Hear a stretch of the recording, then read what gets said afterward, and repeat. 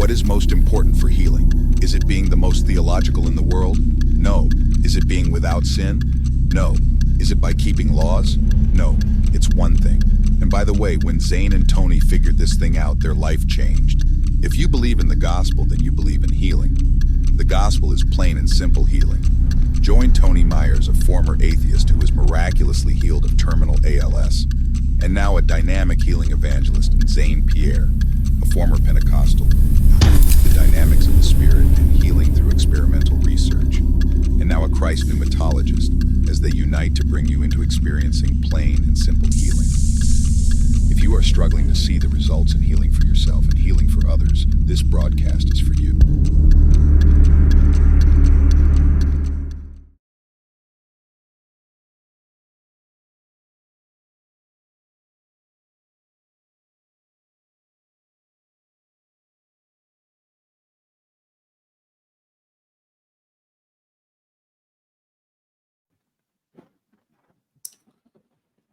Boom!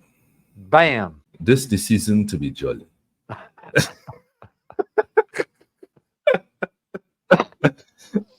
Yes, you supposed to say fa la la la la. La la la la la.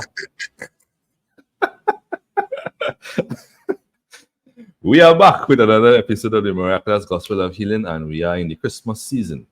If you're watching this, we are in the Christmas month, and my name is Zane Pierre, Zane El Fuego on the mic with Del Fuego.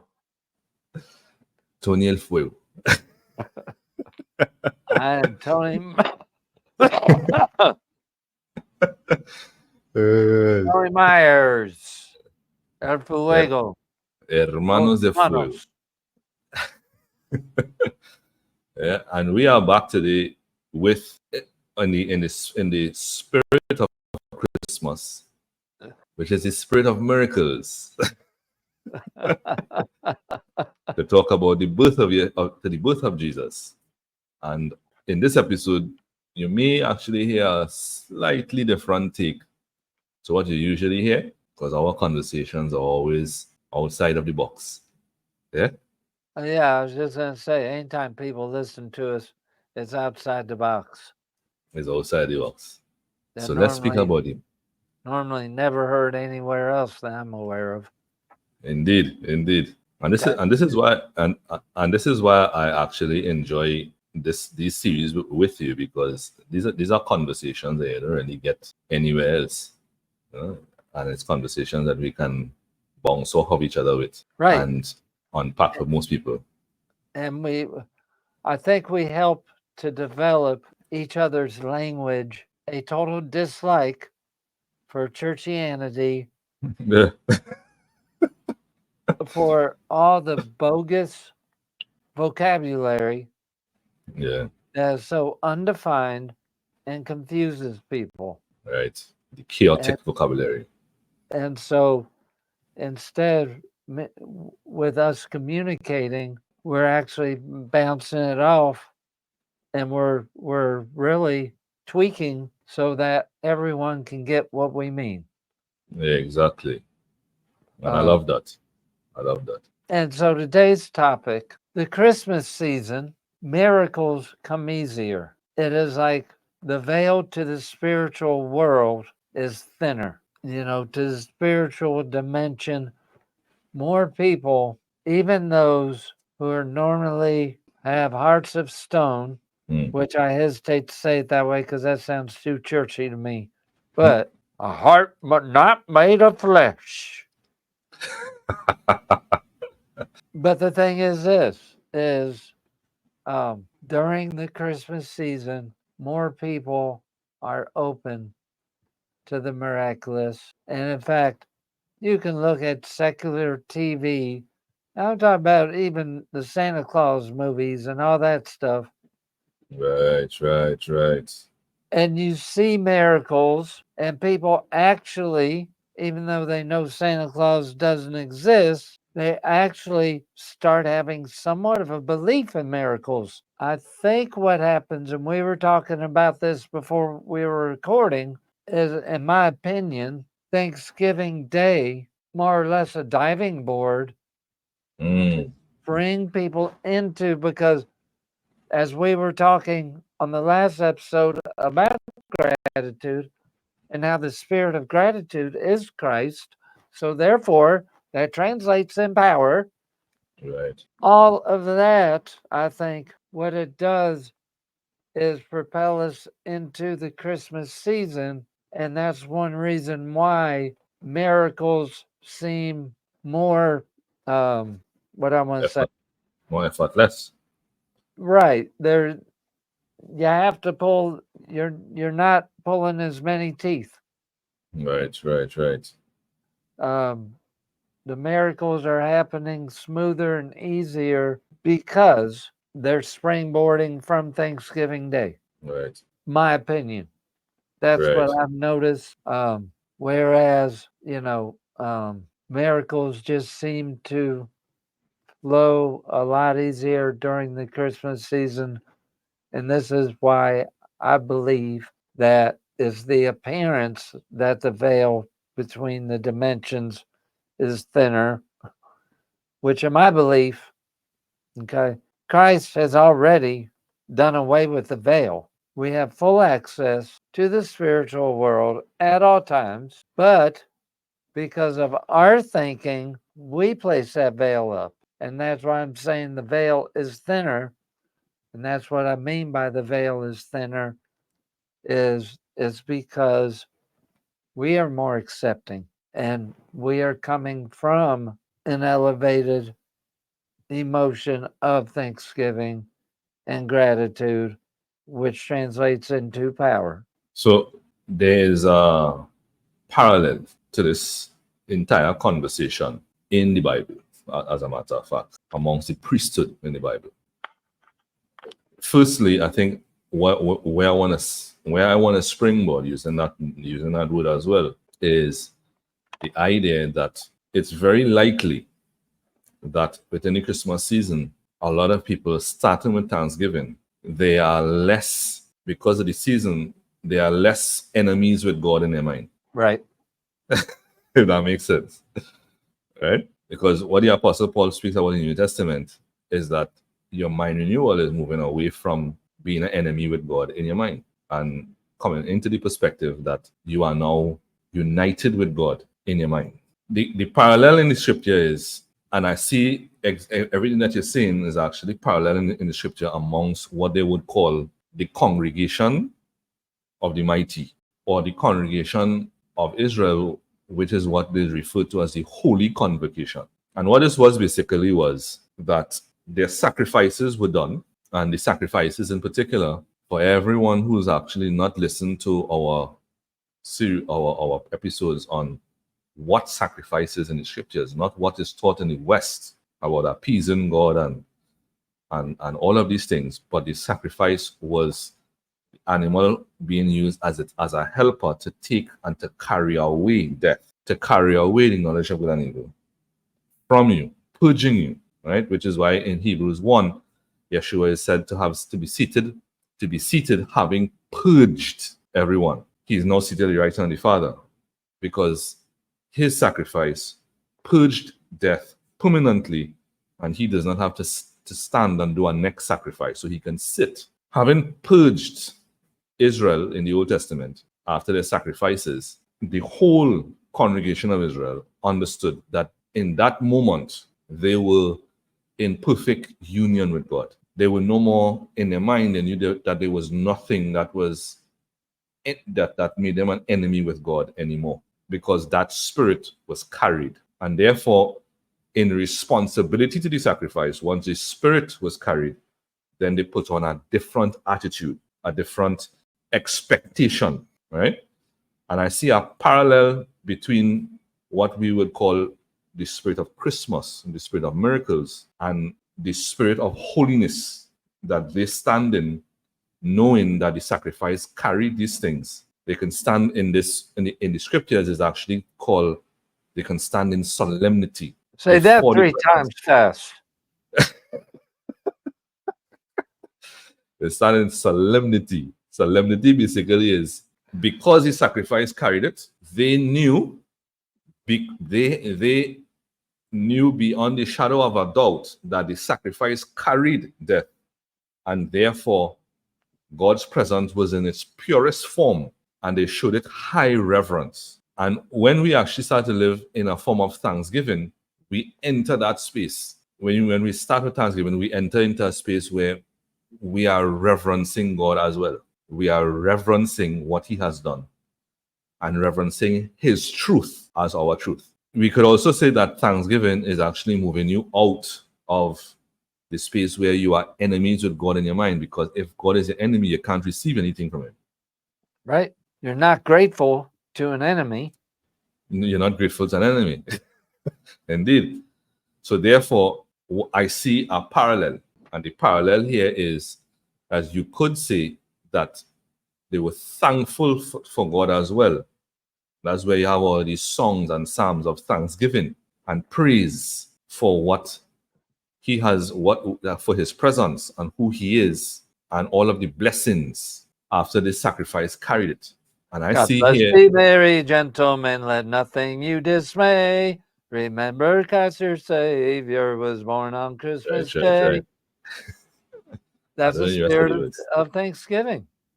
Yeah. Right? Even the mere fact you're singing that song is actually a form of thanksgiving and honor. You could say that And there's a thanksgiving, shift in your spirit. your attitude changes. So I see that there's an intimate connection.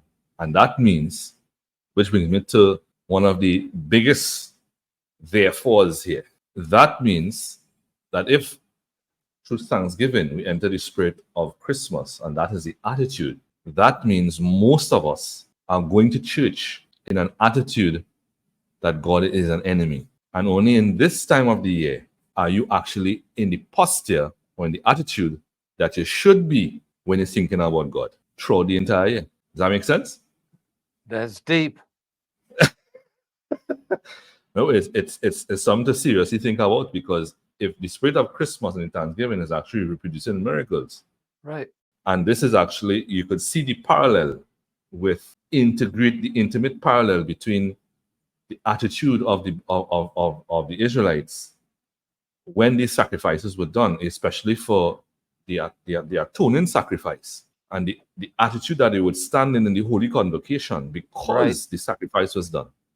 Yeah. And you're seeing the same technically the same solemnity, the same thanksgiving and honor. Then we could say that the spirit of Christmas and Thanksgiving going into Christmas here, that is resulting in that atmosphere, is the atmosphere that one should have in church and the atmosphere that one should have in their personal lives. And therefore, the presence of Christmas is a revelation and a great highlight that throughout the year, as well as in going to church, you have been treating God as an enemy. You're living in enemyship with God. And so let's change that around. So everyone needs to develop the Christmas spirit year round.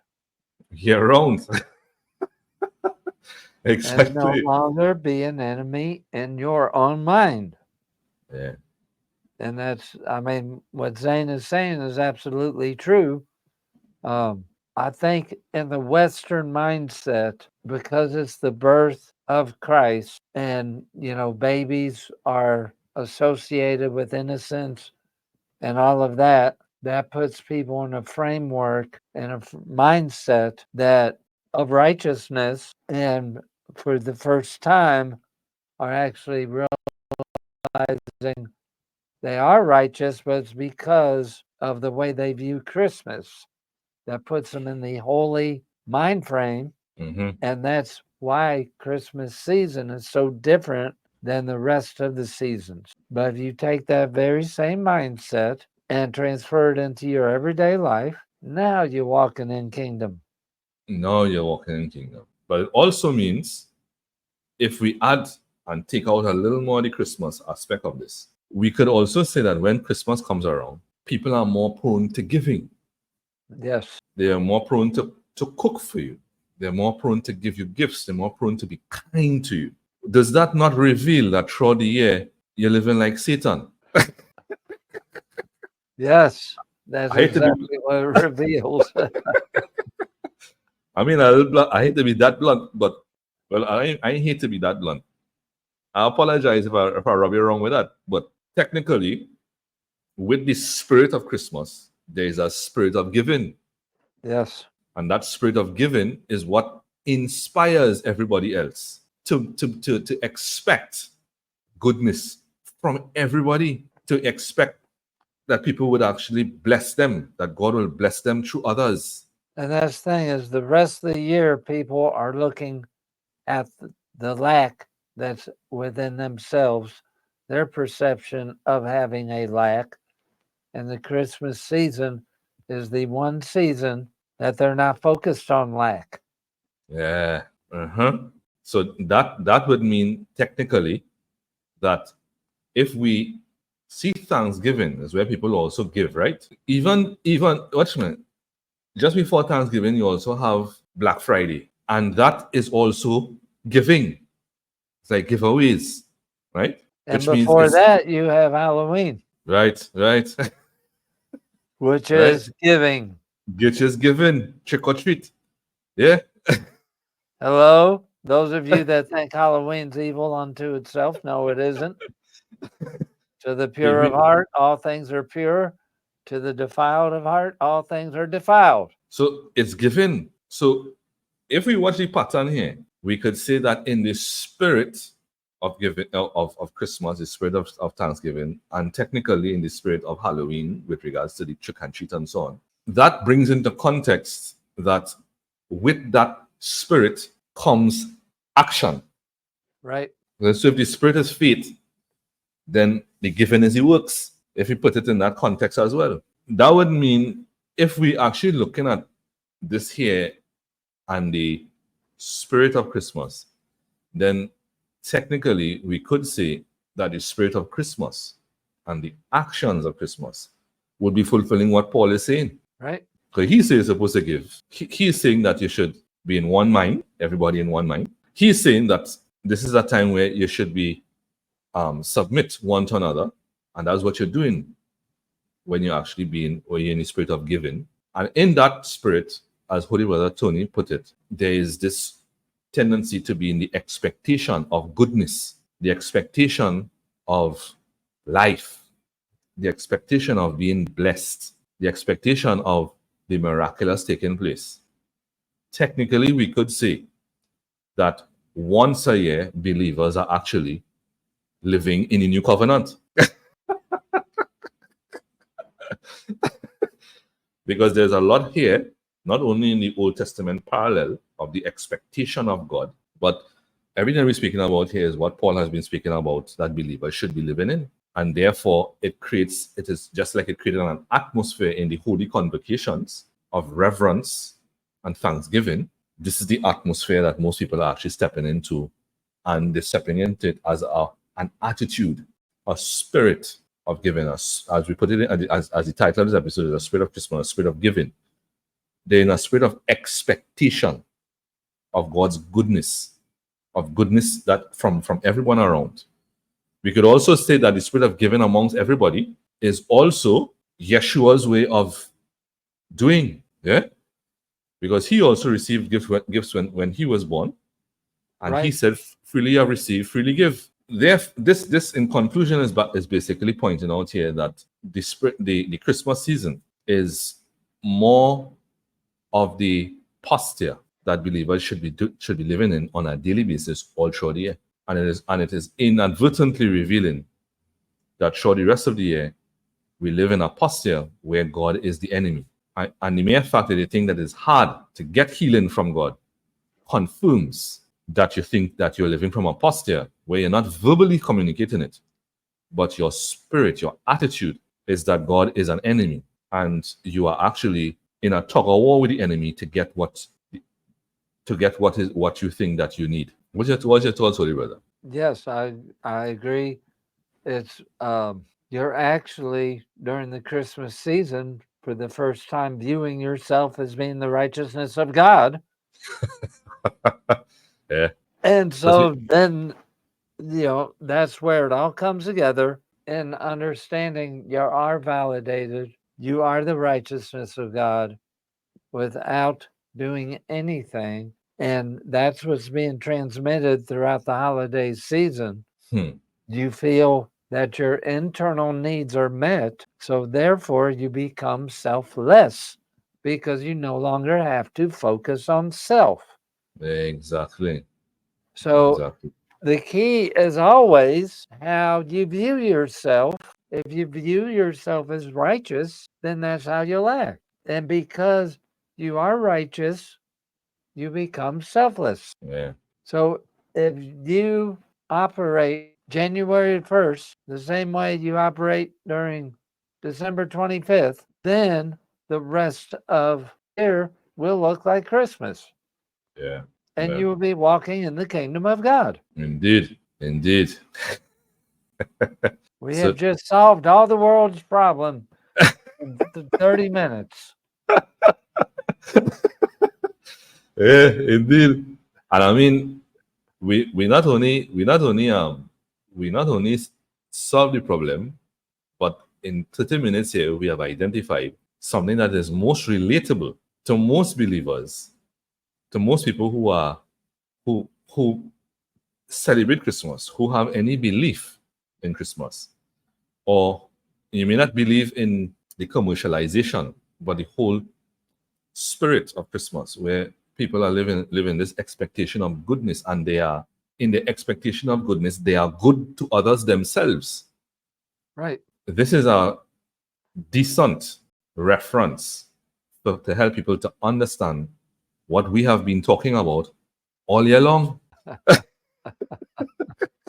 You see, this is why I appreciate these conversations that we have, because when because, as you say, we put down the churchianity, and as you rightfully say, to the pure all things are pure, and to the defiled all things are defiled. You can see God and the nature of God in all things. And by the way, if you're not seeing the nature of God in all things, then you're still also living as though God is the enemy in your mind. It's amazing when we actually even consider that if you really sit down and think on that thought, you'd realize how much your life throughout the year is postured, and most people might be shaken by this, and I'm saying this very cautiously, but asserting simultaneously that technically you could say, and at Christmas, based on everything that we highlight in here, you're living in the light, and therefore throughout the rest of the year, you're actually living in darkness, while you're speaking about God as though He is the light, and the light is away from you. Around Christmas, you're living as though you are light, and you're bringing light to others. So maybe what we should do, Holy Brother, is celebrate Christmas all day, all 3 years on this episode. Christmas 360. Christmas every day. Because then you have the right spirit. Mm-hmm. And that's exactly the spirit you're walking in. I want you to think about this. During the Christmas season, this is the time where even men that don't often do it, men will stand and open doors for people. Wow. Where other times they would not. So that's kindness now. So you're seeing kindness as well. One of the few times anymore that I've noticed where people will open car doors for other people. When does that happen throughout the normal year? It doesn't. And so embrace the spirit of Christmas. That's what we're screaming. Yeah. All right. And we are going to continue to talk about Christmas in the next episode. We felt that it was important to deal with the whole month of Christmas, the Christmas season, the holiday season, since it is a quote unquote season. Right. So we are going to continue this on the next episode. Be blessed. Be healed. And be a blessing. Ladies and gentlemen, what an inspiring and thought-provoking episode, delving into the core of healing and its profound connection to the gospel. If you've ever wondered about the true essence of healing, you're not alone. Tony Myers and Zane Pierre have shared their powerful insights on how understanding one fundamental principle transformed their lives. It's clear from our conversation that healing isn't about being the most theological or living a sinless life, nor is it about adhering to a strict set of laws. So as we wrap up today's episode, I encourage you to reflect on the insights shared by our incredible hosts. Thank you for joining us today, and remember, be blessed, be healed, and be a blessing.